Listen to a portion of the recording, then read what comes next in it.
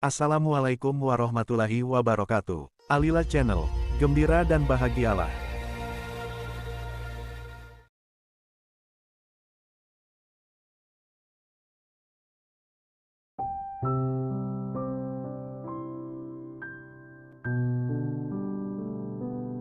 Sobat, sadarkah kita bahwa selama ini kita sering merasa hidup kita sengsara atau menderita, lalu kita kecewa dan mengerutu dengan kehidupan yang demikian ini. Sobat, sadarkah kita bahwa penilaian seperti ini adalah salah? Itu dikarenakan yang sebenarnya terjadi adalah bukan karena hidup kita memang susah, melainkan justru karena kita memiliki harapan hidup yang terlalu besar, bahkan melebihi kemampuan kita. Akibatnya adalah kita menjadi sedih, kecewa, bahkan marah, manakala apa yang kita angankan tadi gagal terwujud. Kenapa bisa seperti itu? Diskusi kita mulai dari sini.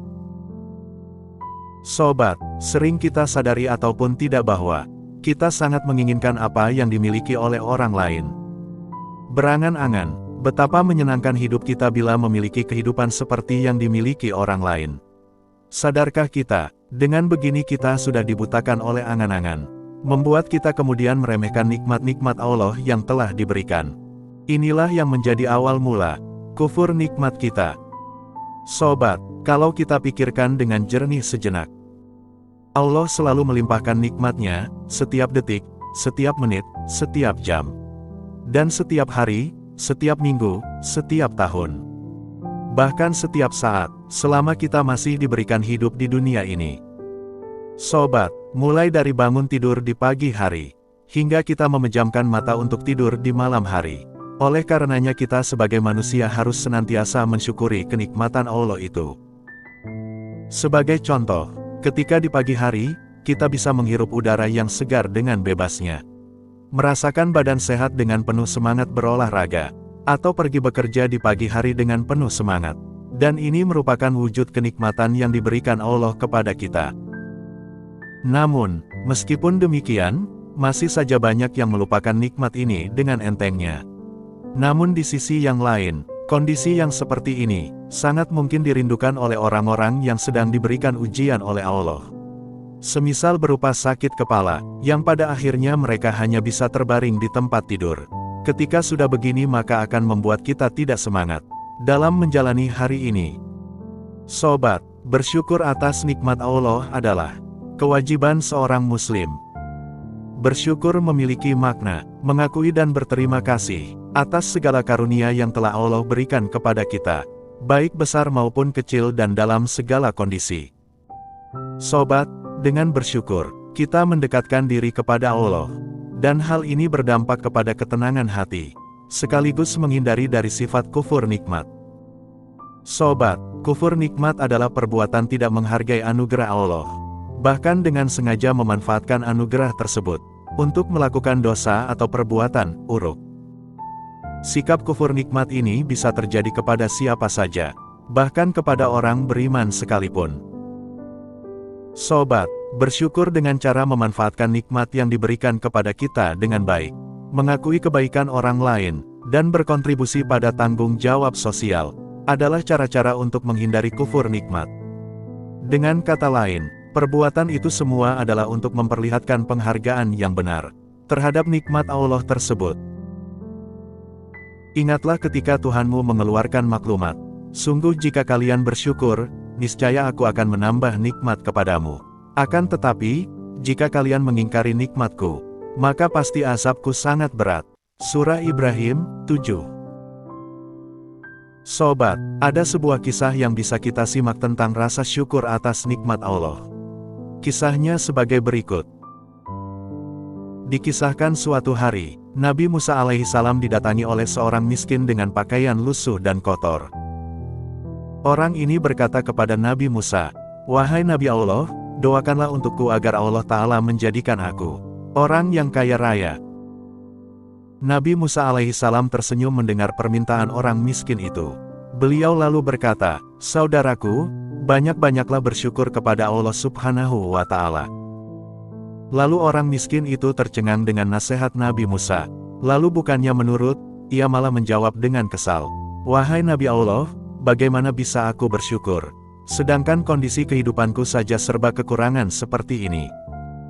Lalu ia pun pergi meninggalkan Nabi Musa dengan perasaan kecewa dan mengerutu.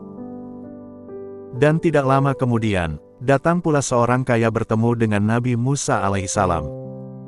Laki-laki itu pun berkata, "Wahai Nabi Allah, tolong sampaikan kepada Allah Ta'ala, agar aku dijadikan miskin saja, sehingga dengan demikian, aku bisa beribadah kepada Allah tanpa terganggu oleh hartaku." Kemudian, lagi-lagi Nabi Musa tersenyum, lalu berkata, "Wahai saudaraku, berhentilah bersyukur kepada Allah Subhanahu wa Ta'ala." Mendengar nasihat Nabi Musa ini, orang kaya itu terkejut. Lalu ia berkata, "Wahai Nabi Allah, bagaimana mungkin aku tidak bersyukur kepada Allah Ta'ala, dengan semua karunia-Nya yang telah dilimpahkan kepadaku? Allah Ta'ala telah memberiku mata, yang dengannya aku dapat melihat. Dia juga memberiku telinga, yang dengannya aku bisa mendengar. Allah juga telah menganugerahkan kedua tangan, yang dengannya aku dapat bekerja. Dia juga telah memberikanku kedua kaki, yang dengannya aku dapat berjalan." Lalu orang kaya itu pun juga pergi dari Nabi Musa. Sobat, sekarang kita tengok apa yang terjadi kepada kedua orang tadi, setelah masing-masing mendapatkan nasihat dari Nabi Musa alaihissalam. Ternyata, orang miskin yang menolak nasihat Nabi Musa untuk bersyukur tadi, malah menjadi semakin miskin. Sedangkan si orang kaya yang selalu mengingat, dan selalu mensyukuri kenikmatan yang ia dapatkan dari Allah Subhanahu wa Ta'ala, hidupnya semakin kaya dan bahagia. Sobat, dari kisah nasihat Nabi Musa ini dapat kita simpulkan bahwa ketika kita menginginkan kehidupan yang lebih baik, yaitu dari kehidupan miskin menuju kehidupan yang lebih baik, salah satu kuncinya adalah bersyukur kepada Allah atas apapun nikmat yang telah ia peroleh. Dengan bersyukur, maka sesuai janji Allah tadi, bahwa siapa saja yang bersyukur, maka Allah akan menambah nikmat. Namun, orang miskin itu menolak, dan memilih untuk mengerutu atas keadaan yang ia alami saat ini. Sehingga Allah pun, sesuai dengan janjinya juga, akan memberi azab yang pedih kepada siapa saja yang mengingkari nikmatnya. Alhasil, semakin menderita dan sengsaralah orang miskin ini. Sobat, sementara yang terjadi kepada orang kaya, yang meminta doa kepada Nabi Musa agar dimiskinkan, dengan tujuan agar ia fokus beribadah tanpa harus direpotkan dengan hartanya tadi, menolak mentah-mentah nasihat Nabi Musa untuk berhenti bersyukur, dan ia malah semakin bersyukur dan bersyukur atas nikmat yang diberikan Allah kepadanya. Alhasil, si orang kaya itu malah semakin kaya dan semakin bahagia. Sobat, begitulah pengaruh rasa syukur dalam kehidupan kita. Tak perlu bersedih bila kehidupan yang kita jalani tak sesuai dengan apa yang kita inginkan.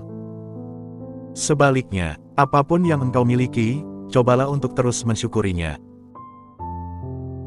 Sobat, dari diskusi singkat kita kali ini, dapat kita simpulkan bahwa bersyukur atas nikmat Allah adalah kewajiban setiap muslim.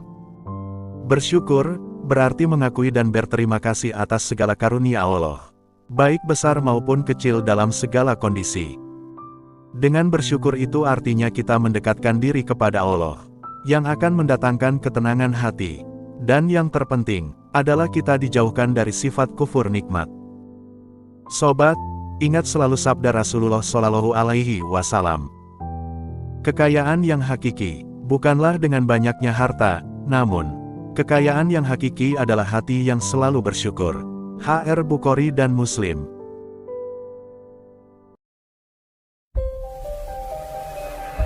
Semoga bermanfaat. Wassalamualaikum warahmatullahi wabarakatuh.